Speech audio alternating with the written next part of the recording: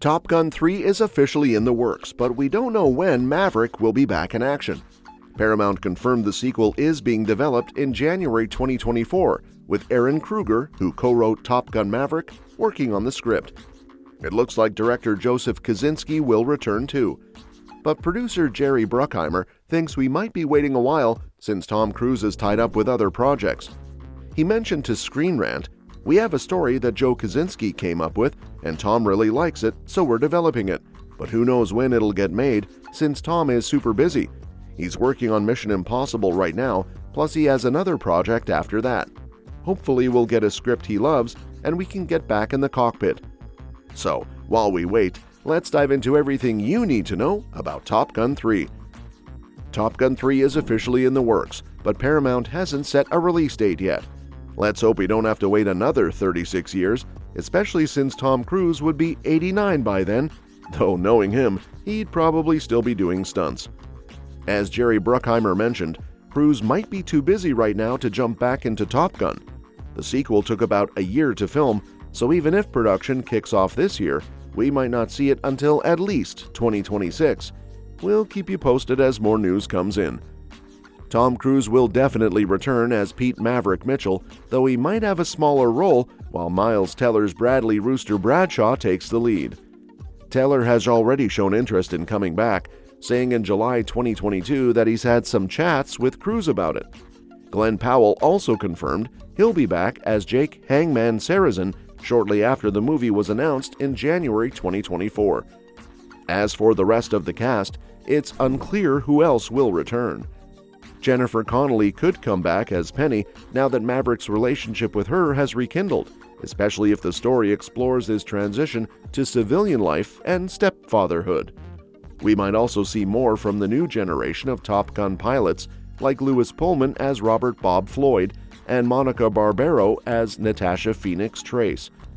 John Hamm, who plays Vice Admiral Bo Cyclone Simpson, expressed his desire to return, but hasn't had any official talks yet. Unfortunately, Val Kilmer's Iceman won't be back since his character was killed off, but given how Top Gun Maverick used footage from the original film, we might still see Kilmer or other original cast members in flashbacks. Just like its predecessor, Top Gun Maverick doesn't lay out any plans for future films, but there's still plenty of drama to explore.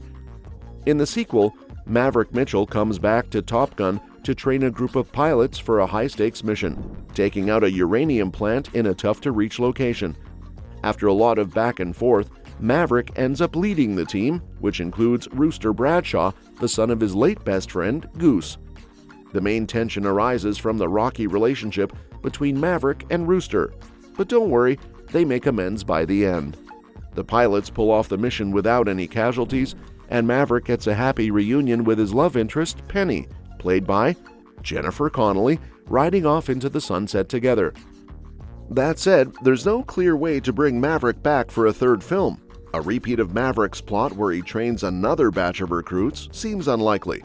While it wasn't explicitly stated whether the mission would be Maverick's last, the vibe suggested it might be, especially since he was grounded at one point by his superior, Cyclone, before pulling off some impressive flying to get back in the cockpit. A potential third movie could explore what retirement looks like for Maverick and the challenges he faces in civilian life, before, of course, being pulled back into action.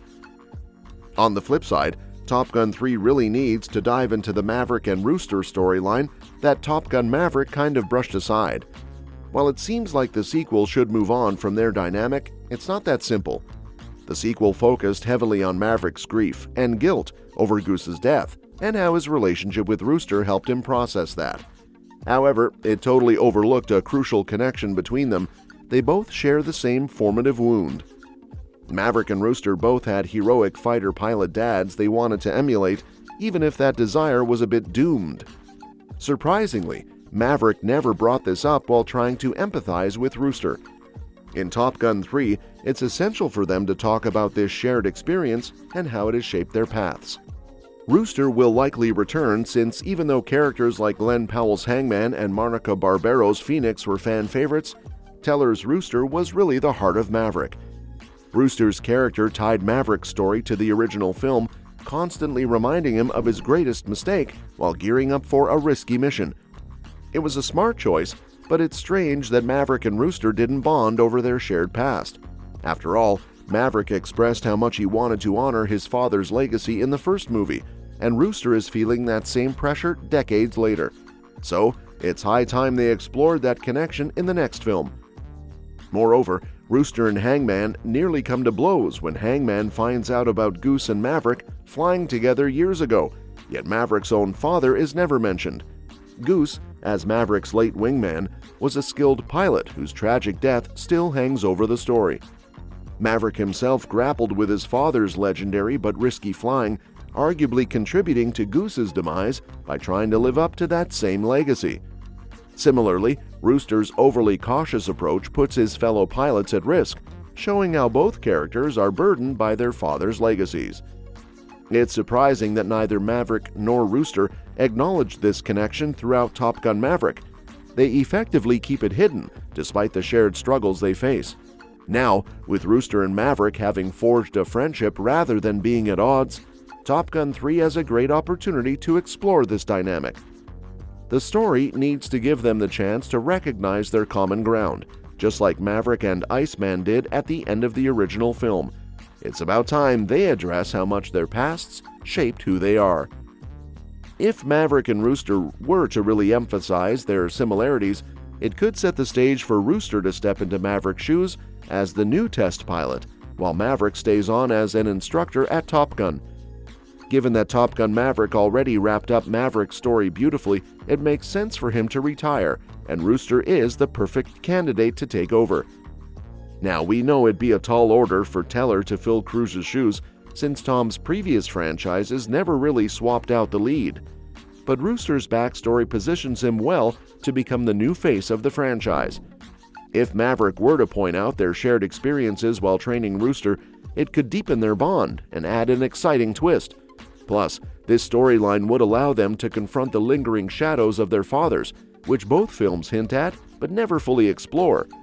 Overall, this could really tie the themes of Top Gun Maverick back to the original film, creating a compelling narrative for Top Gun 3. And that's that for today's video. Thanks for watching, and we will see you in the next one.